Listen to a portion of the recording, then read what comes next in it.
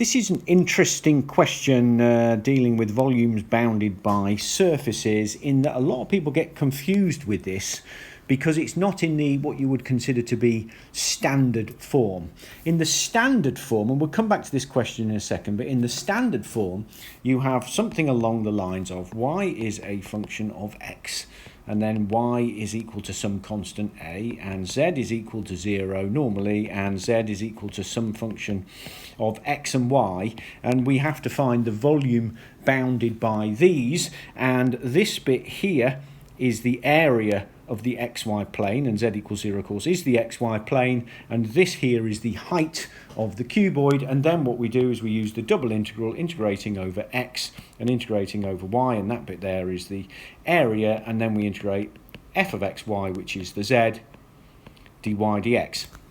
Now that works if it's in the standard form, and the problem is that this is not in the standard form, and so people get confused as to what it is they're supposed to be integrating and where they're supposed to be integrating. And for that reason I actually prefer to do all of these volumes bounded by surface using the triple integral, and all you've got to do is work out what the order of the triple integral is, and then you can do them whether it's this standard form here or this form here. So let's go. So in our standard example, and the way to understand how to do this question here is to look at the standard example. Now in the standard example we had that y is a function of f of x, y was a function of f of x, and z is a function of f of x and y. This is in the standard question. We're doing the standard type question first, and then we'll come back to see how we're going to do this question. And so therefore we have that z is dependent on x and y is just dependent on x, and therefore x is the independent. And therefore if we were to do the standard triple integral, we would have, first of all, the outer one would be the independent one there, and that would mean we'd have dx at the end there. And then the one which only has one dependent, which is the y, would go second, so we'd have the dy there. And then the final one, the inner one, would be the z, which would be the x and y, which would be, well, either dz if we did the triple integral, or we would replace all of that just by f of xy in the standard method, and that's how you get that. So let's have a look at this particular question now. Okay, so in this particular question, we have z is a function of x, and we have y is a function of x and z. And so therefore our independent variable in this question here, we have x is the independent variable, y is just dependent on, z is just dependent on x, and y is dependent on x and z. And therefore the order that we would do the integral is, the triple integral to solve this here, is we will do the double dependent one first on the inner, that will be y. Then we will do the second dependent, that will be z. And then finally on the outside we do the independent x, and it will be dy dz dx. So we now know, just looking at who's dependent on who and who's independent, that's how the triple integral would be. All we need to do now is we need to work out all of the three limits. So let's go and do that. Okay, now let's just get a little bit of space here. So basically for the inner integral, so we know that the integral is going to be x, z, y, dy, dz, dx. This is if we're doing it as a triple integral here. And this y one is relatively simple. Let's just go back to the question, because we are going from y equals 0 to y equals 3z add 2x. So we know that our limit here will be 3z add 2x, and we know that our limit here will be 0. That's so far so easy. So now we've got the x and the z. Okay, so for the x and the z, what we need to do is we need to look at our x z plane, and we have, let's go back to the question again, we had z equals x squared and z equals 4. So let's have a look here.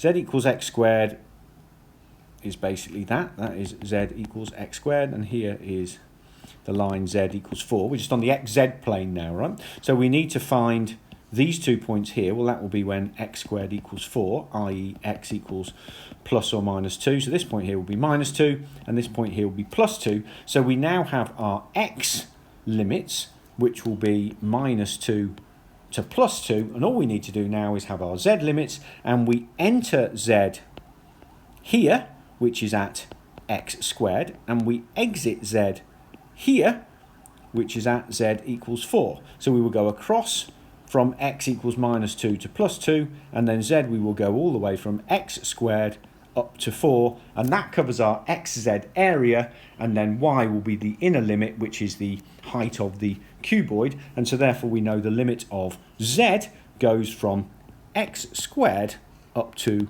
4. So now let's just rewrite that. We have all of our limits there, and the limit that we have, the integral that we have to do, is basically the integral from -2 to 2, that is the x, the integral from x squared to z, that is the z, and the from 4x squared to 4, that is the z, and from 3z add 2x down to 0, that is the y. And all we have to do now is integrate dy, dz, dx, because obviously the order of these is the same as the order of the integrals, and all we need to do now is do that. Okay, so basically let's do this inner integral here first. So that equals the integral between -2 and 2, the integral between 4 and x squared. Well, the integral dy, that gives us y between 3z add 2x and 0, and we've still got 2 more integrals to do after that, and that equals the integral between 2 and -2 and 2, 4 and x squared, 3z add 2x dz dx. Now just a quick point on this here. If you were confident about how you were doing these and you were quite happy manipulating x and y and z, this bit here is actually the integral r over x, the integral over z of f of xz dz dx. So you could actually have read that off from here if you were comfortable knowing that it wasn't this standard form where you have f of xy. But anyway, let's assume that you didn't know that, so we're carrying on with the triple integral there. So now we have the integral here, so we can now do this integral here.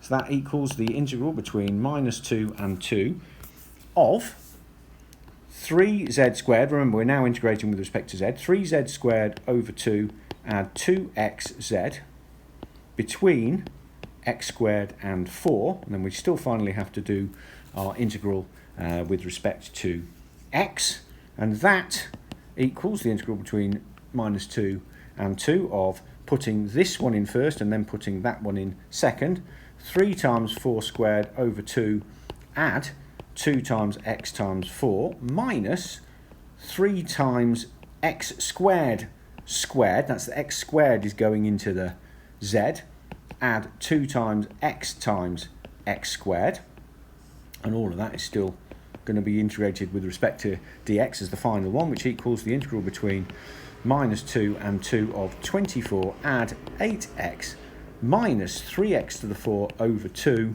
minus 2x cubed dx, and we're almost there now, so all we need to do now is integrate that, and that equals 24x add 4x squared minus 3x to the 5 over 10 minus x to the 4 over 2 between -2 and 2. All we've got to do is just be a little bit careful here. 48 add 16 minus 96 over 10 minus 8 minus 48 add 16 add 96 over 10 minus 8, and that equals 96 minus 96 over 5, which equals 4 times 96 over 5, which equals 384 over 5, which hopefully is one of our answers.